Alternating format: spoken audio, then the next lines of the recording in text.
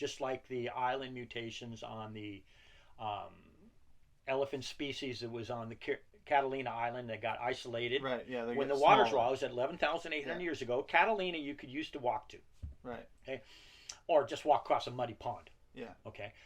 And then 11,800 years ago, it got isolated off because all in one night, the entire North Pacific raised 100 feet. Yeah. Immediately. The first impact, it raised 100 feet because the first water got released. Then, as all the ice caps started getting melting because of the change in the heat, Mm-hmm. and as soon as that impact happened, not only did the heat move all the water away from the north and distribute it on a lower area, sea level, um, it put so much moisture in the air that it was the same thing that's when all of a sudden there's a cloud cover, it's pretty warm. You take away the cloud cover, all of a sudden it's cold at night. Yeah. All of a sudden every night was warm. Those ice packs that were left that were dependent on the cold nights didn't have them. It stayed warm. The whole planet warmed up 10 to 20 degrees for a week or two. Everything that was colder got hotter for 20 degrees for a week or two. What would that do to ice sheets? Oh, melt them very Just fast. faster than shit. All day, all Yeah. night. It just constantly. And what would that 40 days and 40 nights that water would be coming down in cascades, creating misting dams off of all the waterfalls. You've seen waterfalls, you've seen Angel Falls. That has so much mist. You've seen Niagara. You've got to have a wetsuit to get there, okay? Right. There's so much mist that goes up in the air. So waterfalls everywhere around the world creating mist for 40 days and 40 nights. It's going to be cloudy and raining. Mm-hmm. Just like the Bible says.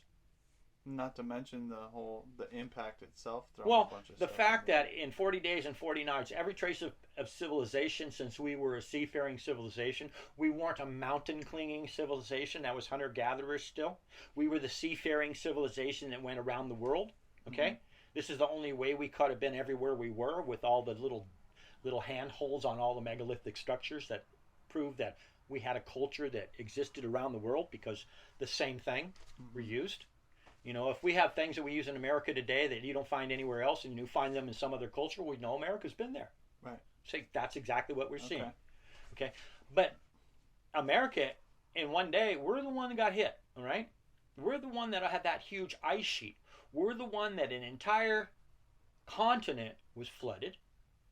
The entire continent of North America was ravished by the worst floods you could ever imagine.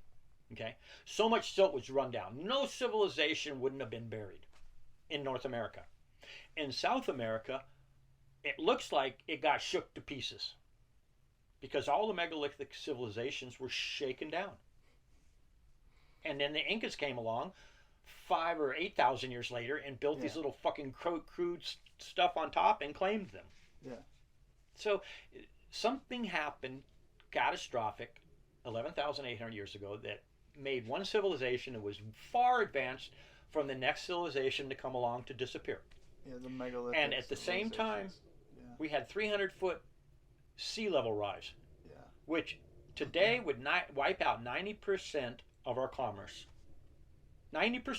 Mm-hmm. Then, and 90% of the shipbuilding. We wouldn't have any infrastructure to recover. We would have to completely redo that. We wouldn't have people would tell us how we do this. All we would have were a few people left that said, this is what it was, this is what I know. And a little bit of technology that they could actually transmit would not be much, because it's their lifetime. They would have to then not being traumatized by what happened, but be invested in trying to teach the next civilization to come upon what they knew.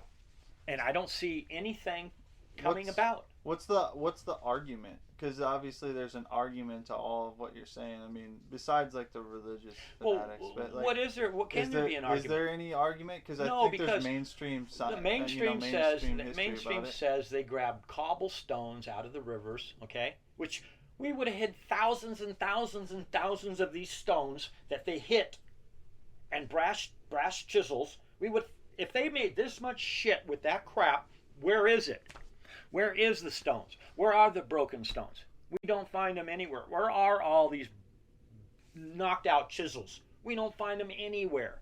Where's the evidence they built anything? And they never left how they built it. You know why? They didn't fucking build it. Everybody's got egos the size of you know what. And anytime you do something, okay, 90% of the people they would document what I did. Let me tell you what I did in my life, son. My life was wonderful. I did this. I did. So do we see any of that in Egypt? We only see the king saying, this is my temple, and I had my people construct it. How did they do it? We don't really want to tell you that. It's a secret that we can't even tell anybody. Because they don't know any of this shit. There's no instructions. And every other... The Rosetta Stone. When you came into Egypt, and that was time of Troy, okay, way back when you came into these lands, okay, luckily we found the Rosetta Stone in the time of Napoleon, and a guy named Champollion, he was able to interpret the Rosetta Stone by utilizing the Greek that they knew. There's Greek 1 and 2. He knew one of the Greeks that was on the tablet, and the tablet, Rosetta Stone, told you the laws of the land. Egyptian hieroglyphs, Greek, and then a secondary Greek, where they knew this Greek. So he was able to take this and go and interpret it. Nobody else could for 20 years. Okay, Champollion goes, you know what? I get it. These references I found in Egypt, these references refer to the king. So he did all the, okay, the king did this, the king did that, the king did this. And then he started figuring, the king built this. The king had an army. He started figuring out the symbols. Well, this can't be anything but a structure. This is a warrior. The king's on, and he figured the entire thing out. So what does the Rosetta Stone say? The Rosetta Stone says the laws of the land. We never knew how to interpret any of the hieroglyphs in Egypt until Champollion came along after Napoleon and said, this is how you interpret. So then we could read, and now that we've read all their things, there's no instructions on how to build the pyramids. Oh, we thought that's what it might be. Well, no, we just figured that now we can read it. When we've read all this stuff, there's some good recipes for beer. Yeah. There's all this shit. Okay. Yeah. There's nothing, and most of it we do see on the tombs in it is all about regaling the king and his accomplishments. Okay. And Saqqara, the Valley of Kings. So maybe the Egyptians like refaced some shit. Well, exactly like the Incas did. They just found ruins. And if they found ruins, which obviously they did, like the Incas did, and then they rebuilt on top with inferior means, exactly like the Inca did, okay? The stuff at Baalbek, no Egyptian comes within 1/100th of the size of the rock, okay? They never moved a 20-ton stone. You know, these guys are moving 200-ton slabs that they've dressed out of solid bedrock at Baalbek. And what about the stuff off of Japan that what's his name? Well, Graham Hancock was wrote about those. Yeah, the ruins, like we said, those ruins to me. That's like it was just a seafaring society, and these are the docks. Yeah. They have nothing to do with anything but being docking, and the different levels would allow ships at different tides to pull right up. People could walk right out. That's what I kind of gathered too. It wasn't. It's not some mystery. It's just it's not a mystery. It's not a king's place. No. See, most people think that all of ancient people put all their efforts into honoring their kings and building magnificent edifices and structures for them. Really? That's what we do?